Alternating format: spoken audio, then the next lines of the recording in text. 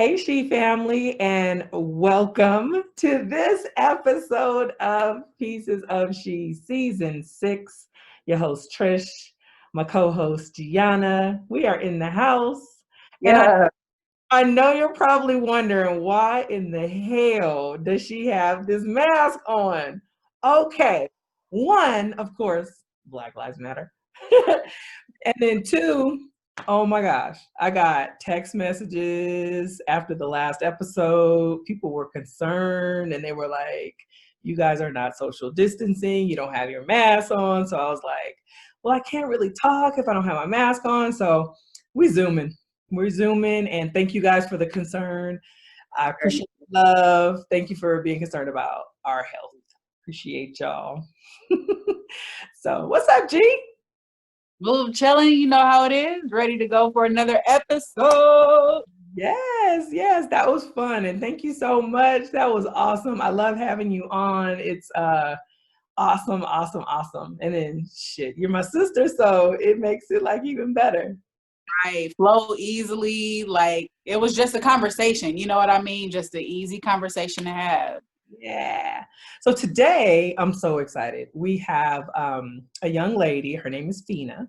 She is from the Dominican Republic. So we're going to have her on. This will be a very awesome, follow-up show, because the last show we had a Haitian, and then there were some, mention of Dominican Republic in there. So it'll be great to get a different, her side of that. So. But before we get started, tea time. And I didn't mention your shirt last time. I'm so sorry. So we all know that God is dope. Okay. Amen. What I was saying. So I loved your shirt last week. Sorry I didn't mention it. But hey, let's do this week. Today for me is good vibes. Hey, gotta keep them. Wearing this shirt today because I don't know, I just woke up feeling a little blah today and just need something bright to like brighten up my day. So Absolutely. what you got on today? Hey, I had to come in here and represent. I got my girl Lou in the building, said I was gonna get a shirt. Yeah. There we go. Lou was on season 4. So go back and watch that episode too. Just gotta represent. Lou is hilarious. We love her over here at the She family.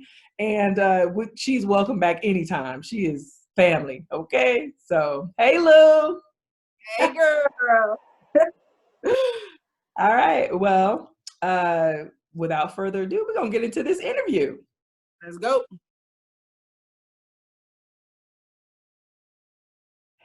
All right, She family, and as promised, we're about to do this awesome interview. We have Fina Campos in the house. Fina, hey! I'm excited to be here. Welcome. We're so glad that you are here. You guys know I introduced by my famous 5. Fina is from Providence, Rhode Island. She is a millennial. She grew up in a co-parent household. Yes. She has lots of siblings. Okay, a lot. We'll let her talk about that if she wants to. And she is the second oldest of her mom's children. And she is a Sagittarius. Y'all know how I feel about them Sagittariuses. So welcome. Thank you. Yes. So you know that this season is about race relations, and I know. Well, we'll let you tell it. Where are you from? Like, I know you're from Providence, Rhode Island, but what's your ethnicity, your nationality? How does? So I identify as Afro-Latina Dominican. Okay. Both my mother and my father are from Dominican Republic originally. I actually was born there, believe it or not, but I never lived there. I came at 1 month old. My mom already lived here. My dad already lived here. So I was born abroad, but I was born there. We used to go back and visit every summer and winter when we were kids growing up. But I went back last year for the first time in like 6 years, and I had like the best time ever. I'm like, why don't we come here anymore? I love it here. And now, do you still have family? A lot of family there? Yeah, from both my mom and my dad's side. lots of family. Okay. So it's good to go back and see, and it definitely gives you a different perspective of life when you go down there, because you just see how happy everybody is and how little they have. And I'm like, I have all this stuff, and I always feel like I never have enough, you know. And it's kind of crazy to see that with bare minimum, they're just so happy. But you know. Wow. Wow. Well, what brought your family to the US? Well, my dad, my dad was born in like the 1920s. Oh, So he's been in America his like whole life. He was a really big businessman. He owned a lot of property. okay. Um, did a lot of business. Honestly, I can't tell you that much because I was a kid when he would tell me stuff, so I can't really remember Mhm. um, exactly what kind of business he was in. But I know that he brought over so many people from the Dominican Republic. Like I still have people that's families come and go like, "Oh, your dad brought my grandma here," or you know.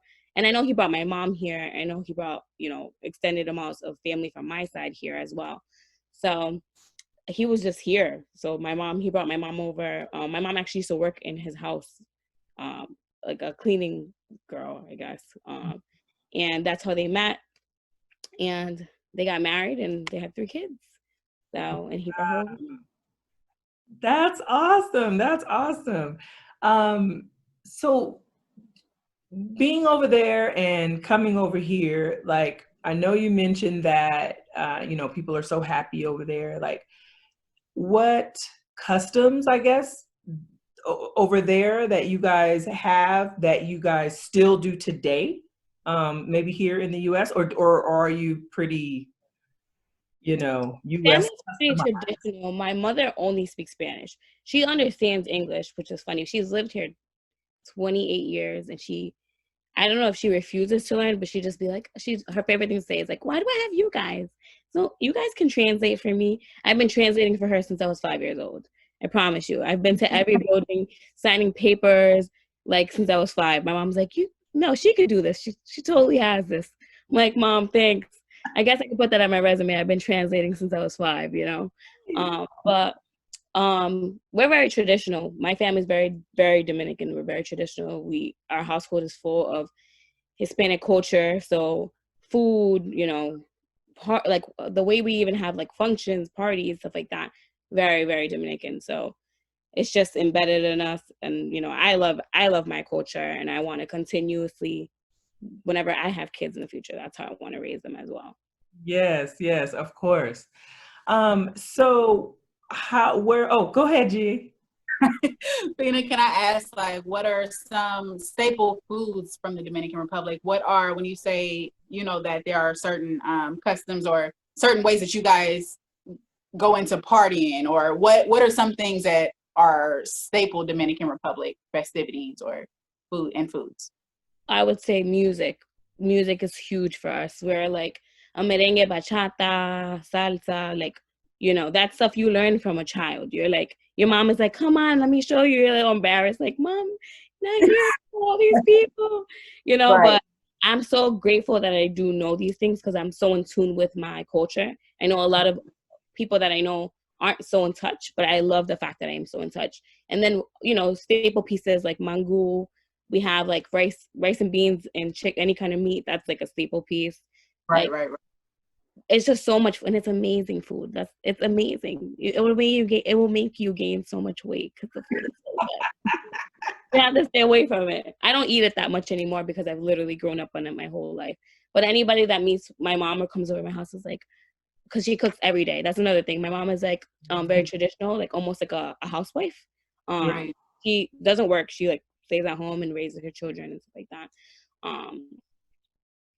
So she cooks every day, which I know a lot of people are like, oh, how your mom cook every day, breakfast, lunch, and dinner? I'm like, I couldn't do it personally, but I think she enjoys it at this point. I think that that's like her norm, Mhm. but the food is amazing. So when you guys come, you guys will have to try it. Yes, of course, of course. I would love to visit. So, of course, race relations. Have you ever experienced any racism here in the US?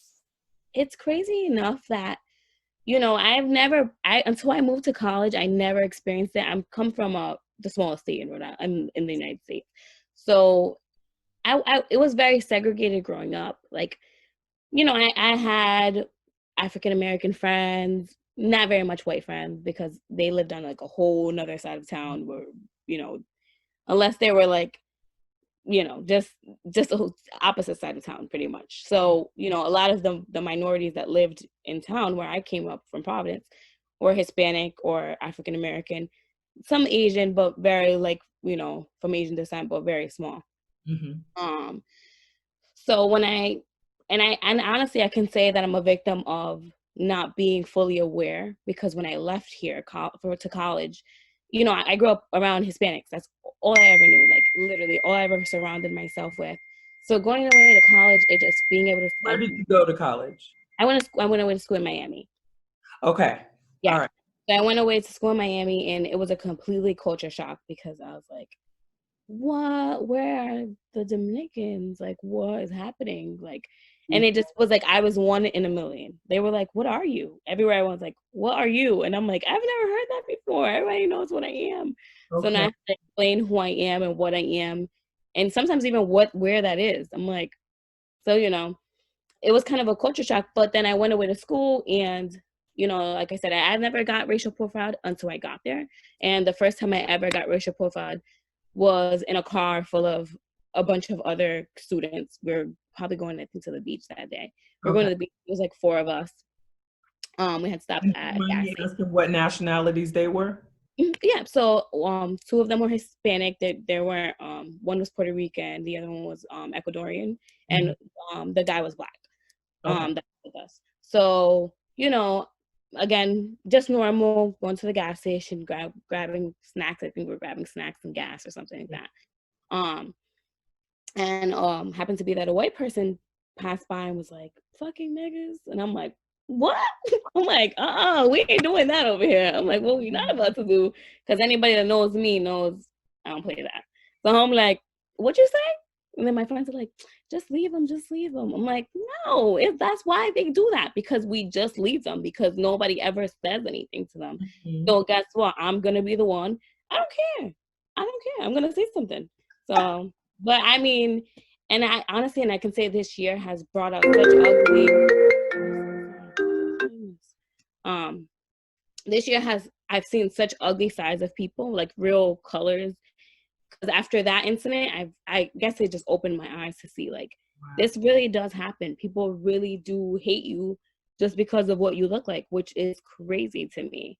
Yeah. So that was the first of a few incidents after that.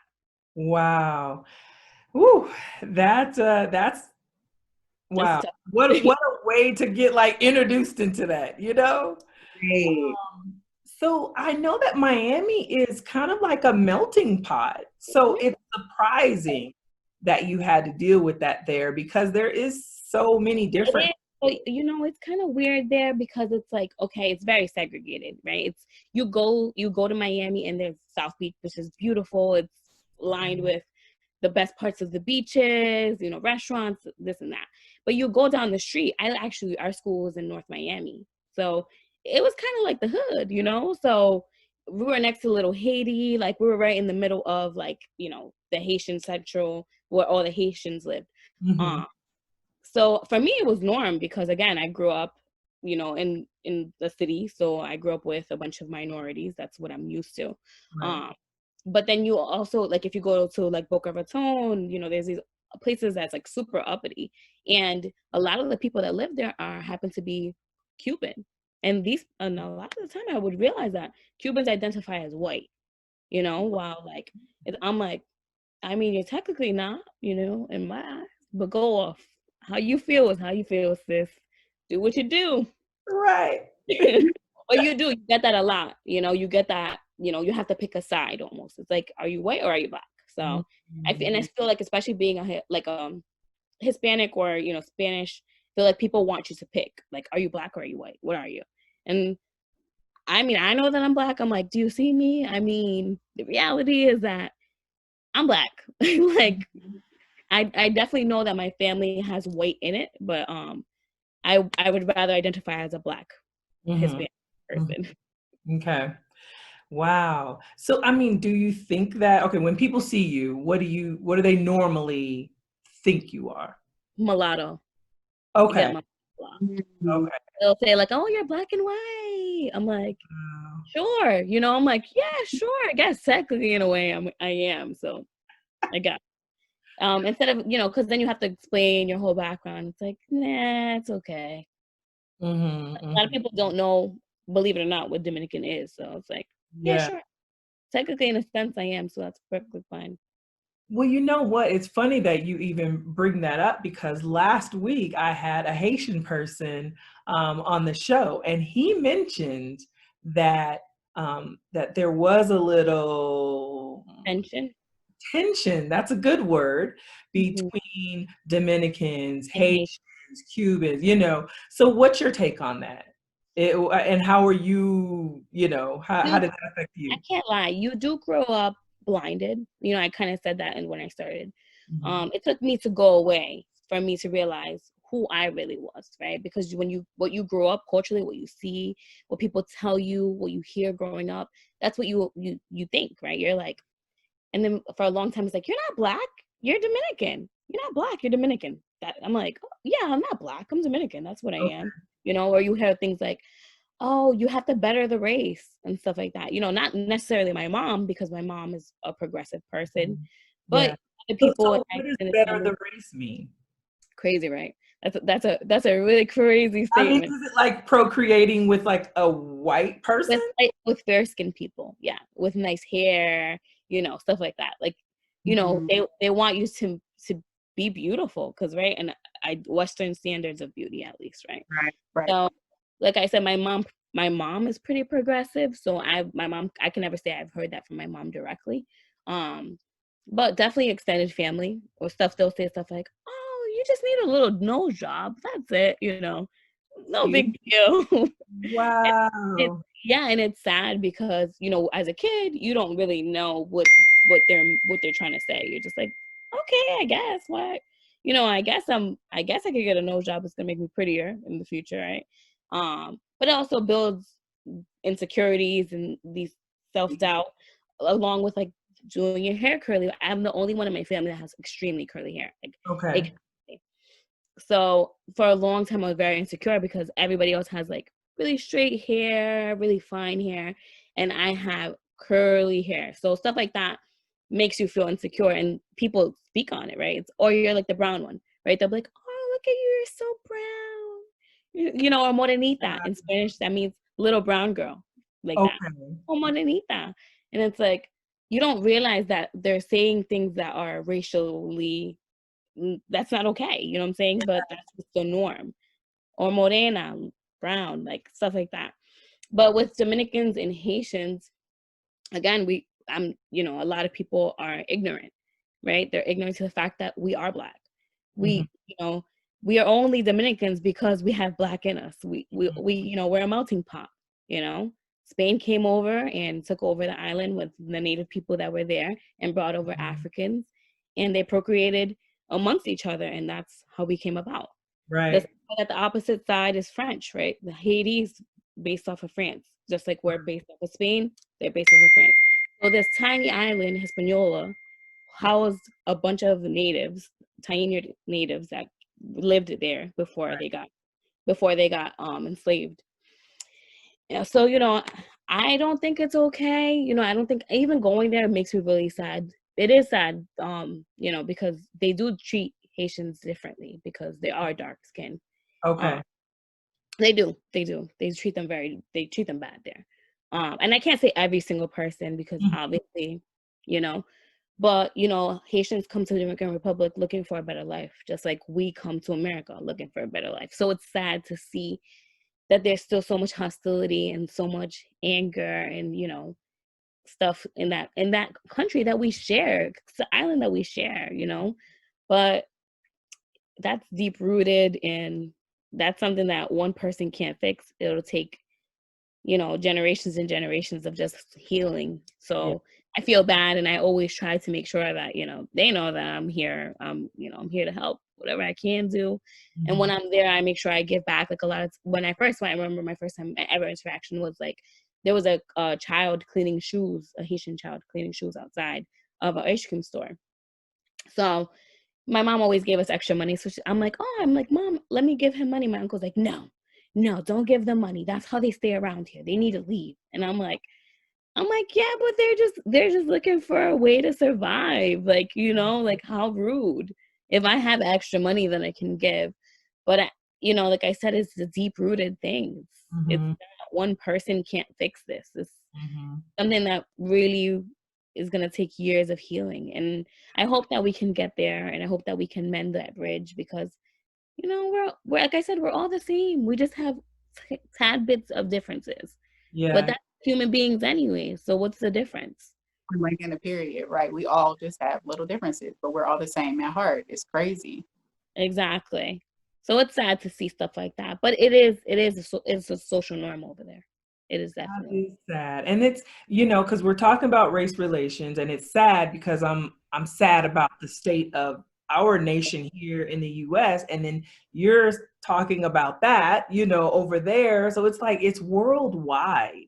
And this idea, it's just deep rooted. It's something that, honestly, like I said, it's in every side. It's gonna take so much, and I feel like a lot of people are just on both sides are so angry. And I understand, you know, anger on our side. I can't understand anger on Caucasian side, right? I'm like, I don't understand how you're upset. You literally have had a, like, how many year head start? You literally have made us fundamentally blocked us for years. We've, you know, we're still trying to play catch up to you, which we're probably not going to do for a whole nother generation or 3 or 5, you know? So I don't understand how you're upset when you should be wanting us to be equals with you. This is what you should want, right?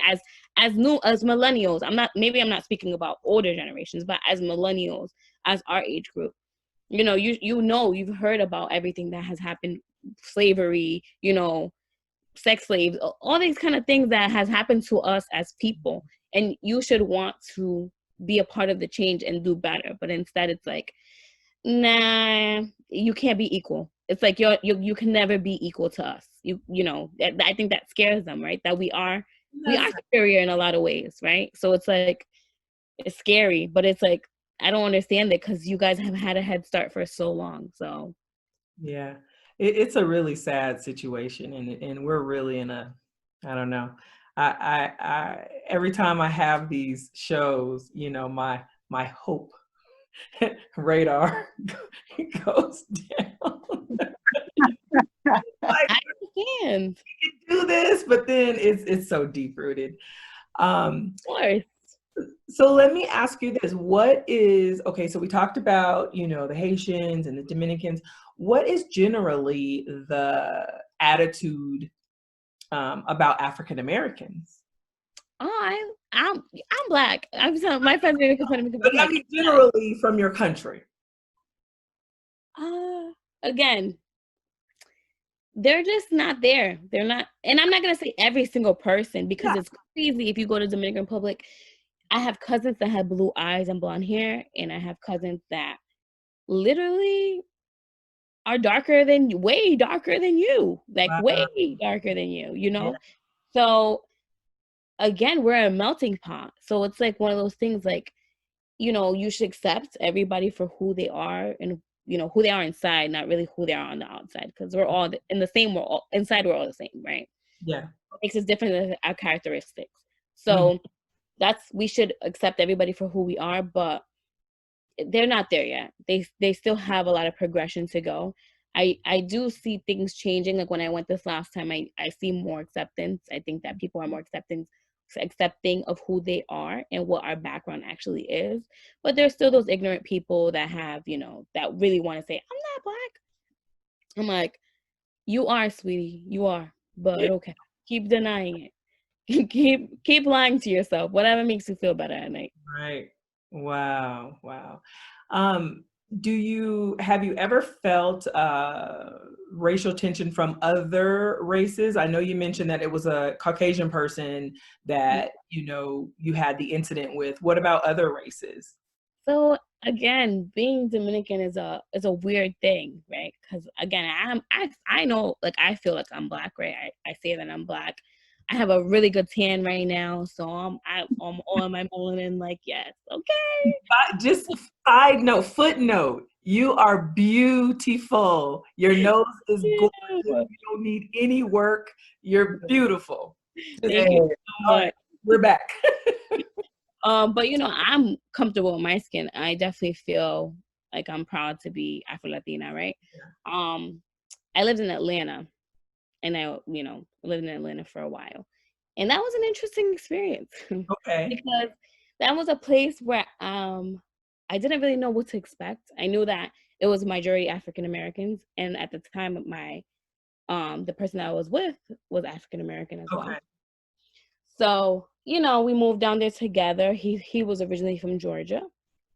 I've known his family, So when I got down there, it was really hard to make friends. It was really hard to make friends. And I'm a very social person. I'm a very outgoing, like, hi, hey, that's the kind of personality type I have. I love to compliment people because I love people to feel good. So, it was really hard because I felt like I wasn't Black enough to be Black, but I wasn't white enough to be white. Yeah. Atlanta. Girl. And then dating a Black guy, dating somebody that's Black, it's like, oh, they want to take all our men. I'm like, I have one man that's my man. I try, girl, you got the other ones. You got that. That's for you. Don't worry. I ain't out here trying to take everybody. Wow. So it felt like, and then the craziest story that ever happened between me and him, where it was a group of African American women, right? Okay. And I went to a grocery store, and we were babysitting one of our friends' kids. The kid is light skinned like me, has colored eyes. Mm-hmm. My family has colored eyes. It runs in our family. Mm-hmm. So we're walking. I'm carrying the baby. He's holding my hand. So we look like a family. So Right. the girls go, I don't know why he with her. And then I'm like, what's this? And then she goes, oh, that's the mama, but that ain't the daddy. Wait, like, so you guys can hear them saying this? Yeah. Oh my God, how rude. I'm like, how about it was though? How about he was daddy? It ain't the mama or the daddy. So you sound stupid. Exactly. But it's stuff like that, it's stuff like that that makes it difficult because I'm not out here trying to do nothing. I want to be friends with you guys. I'm like, y'all trying to be cool with everybody. Come on. Right. So, but stuff like that, it really does make you feel like you're really never going to be accepted, even though, I feel like I'm part of the community, right? It's like, certain people are like, yeah, you kind of in, but not really all the way in, And I'm like, whatever. Sad. That's so sad. That is really sad. So, okay, so you've lived in Rhode Island, you've lived in Miami, you've lived in Atlanta. Anywhere else in the U.S.? I've lived we lived in Pittsburgh for a while. I lived in Winnipeg, Canada, which is right above North Dakota. And I lived in Los Angeles. Okay. Now, of all of those places, which one was other than Rhode Island, because that's where you grew up, which one was more, I guess, accepting of you and who you are? I think they all equally have their challenges, Wow. right? They all equally have their challenges. I'm a Northeast girl. Like I'm from the Northeast. I grew up over here. So I spent a lot of time in New York. That's where eventually I want to be once, I get my career established. Yeah. But these other places, I'm not going to say it's terrible, but it's, like LA is cool. I think LA is dope. Very expensive, but I think it's dope. Did you have any issues over there? No, it's just a lot of people don't know what we are. That's it. That's all. There's a lot of Mexicans there. So everybody initially, if you say Hispanic, they're like, oh, you're Mexican? And I'm like, not necessarily, but it's okay. Yeah, sure. I'll go for that. That is funny. But they all have their own challenges, and like I said, dating an African American man, I've seen him deal with racial profiling too, you know. And he happened to be a really scary looking guy. He wasn't. He was a sweetie, but you know, he was about 6'3", weighed like 275. So he was a scary looking guy. So he intimidated people, and people felt uncomfortable with him around, you know.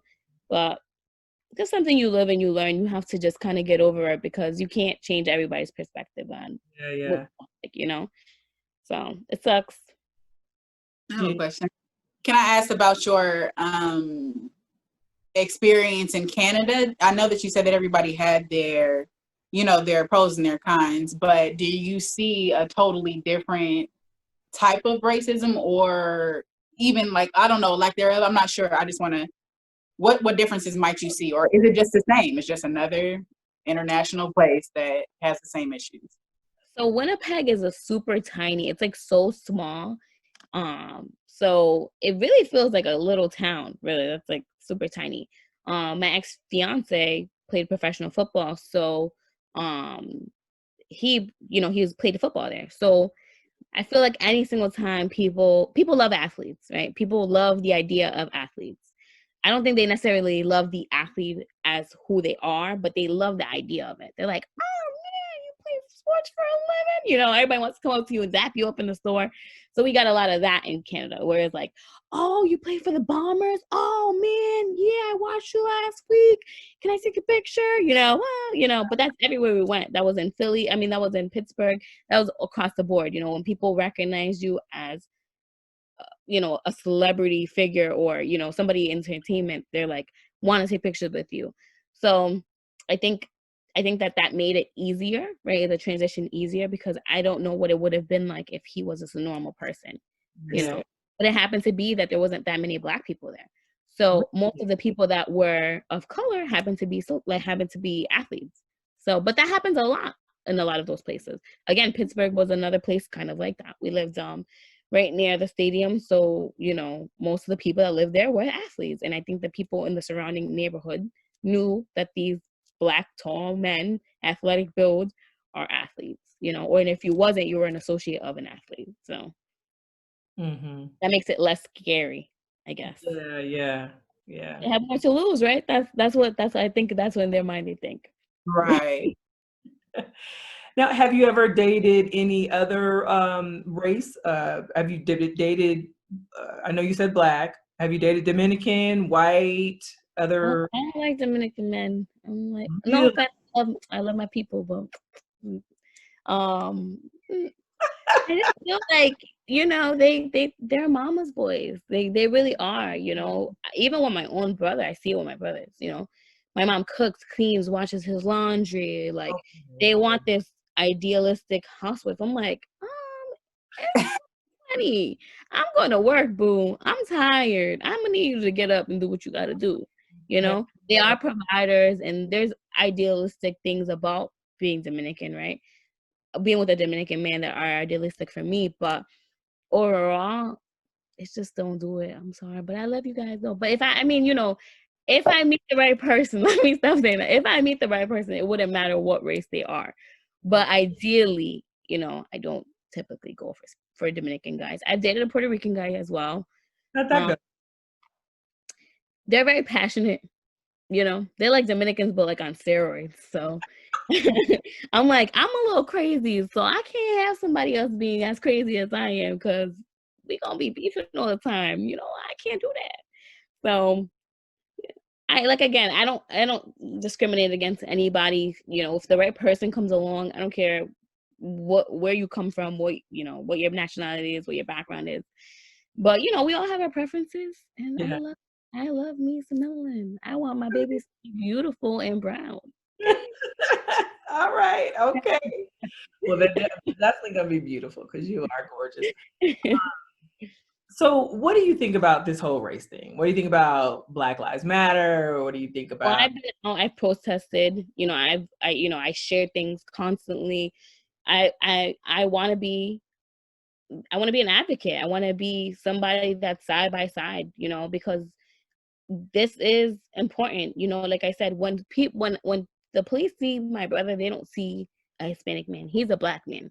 So he can get shot and killed just like as somebody that's from Africa, that's darker skin, whatever you want to say. Yeah. So I don't see a difference. We're one community. So instead of breaking us up into, oh, you're Hispanic, so you have your own little thing there, and I'm African American, so I have my own thing here. Like, no, we just have to come together, because you even see that in like in Black communities, right, where it's like light skin, Black, like light skin, dark skin, and I don't see that, because it's like literally at the end of the day, we're better together. We make more of an impact together. So instead of trying to segregate ourselves, let's just unite. Let's do what we have to do to make ourselves the best we can. Because guess what? If we do come together, that's why they're scared, because they know that it's gonna be over for them. I'm sorry. We're about to take over, and we need that. We need the doctors, we need the lawyers. That's why I'm going to law school, because to me it's so important that somebody that looks like me, I've never met a lawyer that looks like me, ever. Wow. Yeah. Never in my life. And even reading the statistics and stuff like that, it makes me really sad to know that it's like 3.7% minorities in corporate law. That's what I want to work on in female minorities. 3.7% out of the whole 100%. That's crazy to hear. Yeah. And it's like, I want to be a difference. I want to be somebody that goes in there. I want to be a voice. I want to be heard. I want to make changes. So I know that starts with me doing what I have to do. So being an advocate is a starting point of that, right? Let's get together. Let's do what we have to do. So I'm all about that. I'm all for it. And I hope everybody else gets in tune and kind of follows suit, because I think that's what's going to make a difference. Oh my gosh, I'm so proud of you. I'm proud of you. I'm proud of just everything that you're doing, just your outlook on life, and even on this whole race thing. How long you think it's going to take for us to get where we got to go? It's gonna be a long time. Like just this weekend, I had another incident where, again, another Caucasian said, like, N-word. I'm like, oh nah, you know what I'm saying? And we're in a group full of Black people, so I'm like, and my thing with my friends is, everybody wants to get rah crazy, right? We're all like, because that's the thing. It's like, it's like you want to get defensive because you're like, yo, I'm tired of you guys. I'm tired of you guys feeling so entitled and having so much to say. But guess what? As soon as you do something to one of them, they're crying. They're crying. They were scared. They didn't know what to do. That's why they had to pull out a gun on you. That's why they shot you. That's why they killed you. And guess what? In a situation like we were in last week, where it was full of Caucasian people, God forbid one of my friends that was African American, would have hit him, it would have been like, oh, it was their fault. It was their fault. They came into our establishment and, whatever happened. So, and we have too much to lose. That's why we have to take the high road when it comes to stuff, because it's like, be the best versions of yourself, right? Because that's where we trump it. If we're like the best engineers, the best doctors, the best lawyers, the best, nurses, yes, you have to get taken care of by me, boo. Yeah. I'm a lawyer, boo. You need a lawyer? I'm your lawyer. So act right. Stop playing, because, we can beat them up. That's easy. Right. I could beat up a few people. Okay, that's nothing. But at the end of the day, I can go to jail. That can make me lose credibility as a human being. I cannot be a lawyer because guess what? I'm out here beating people up. Right. So, so sometimes you do have to take the high road, which makes it difficult. True. And then it's also like you've become a statistic on the other end of it. It's like, well, there goes another Black girl that's acting all crazy, like all right, exactly. Now rah crazy over here acting all, but I'm like, sometimes I gotta do that. And I be wanting to punch him right in their face. I'm like, right. But if we hit her, start seeing the numbers run up in doctors, seeing the numbers run up in lawyers, seeing the numbers run up in where it would hurt for them. Yeah. But that's what I mean. Like if we really make this a thing where we motivate each other to be the best version of ourselves, whatever that means. I work in education right now, and I can tell you that there's the percentage of African American and Hispanic kids that go to my school, like based on the number of teachers that look like them, are like very slim to none, right? It's very small. It's a very small percentage. So stuff like, it's just like, we have to do more. We have to do more. We have to not settle. It's hard because it I come from nothing. I come from a family. Like, yeah, my dad was successful in his own right, but he had his own life. My mom, my mom comes from nothing. So it's pretty much, I'm building a foundation for not just myself, but for my family. So Right. sometimes I get frustrated because it's like, I'm like, oh, I just wish I can do more. I wish I had more, or, I wish I had more support or financial support, and I don't. But then I remember that these are the things that make me like, it pushes me, it motivates me, it makes me want to do more. I'm like, all right, well, now that I know that I have to put more money into this, that means I need more money. That means I need to go back and get a better education and continuously push forward. Because the alternative is me to just settle and say, okay, I'm okay with just being whatever or whoever, or living off the government like a lot of people do, or whatever. And no, there's no problems in that if that's what your lifestyle is, but I want to be more. I want to do more. Right. I want to be somebody in the community that people look at and go, wow, like, she made a difference. She did something for us. Well, I have no doubt that you're going to do some amazing, amazing things. Amazing. And I can't wait to see them. I thank you so much. Do you have any other questions for Fina? Because I feel the passion. I feel I just know you're going to do something amazing. So I really do. I hope so. I'm telling you, it matters. We matter. We matter. Black lives matter. We gotta keep saying that every day so it can become a reality. Like, it doesn't change just because things go back to normal. Yeah. This is something that's ongoing. We're gonna have to continuously make differences and strides every day. Right. That's true. Anything, G? I think that her passion, ending it off with a very passionate feel. Like, we gotta advocate for ourselves. I think that's an awesome way to just let that fly. Let that be the feeling. You know what I mean? Yeah. Well, love it. And she's going to be fighting off the racism in the courtroom. So, and Black Matter. And take care of yourself during this whole COVID thing. Be safe, wear your mask, keep your immune system up. It's crazy out there. I know. You too, you're closer to, well, I guess we're both kind of on the opposite. Miami right now, I'm like, God, I want to see it. Yeah, Florida. The whole Florida is bad, right? It's terrible. Like, they're like literally like the biggest, that in Georgia or Atlanta is pretty bad right now. Yeah. How's Dominican with that? They actually let people back in. Can you believe that? Can you believe that they just opened up their doors for people to come back in? Which I find crazy, but I see people traveling and stuff. I'm like, oh, boy, you quarantined when you come back. Don't even try to come over here, okay? I'm all for live your best life, but it's, people are dying. This is a real thing. Like, I'm all for, like, don't let it deteriorate you from what you have to do, but you don't have to go on vacation. You don't have to right now. Yeah, like a staycation, boo. If you need a little something, staycation. Do something. Oh. Well, good. Well, thank you so much again. Stay safe. We love you. Yeah. Thank you for having me. Bye.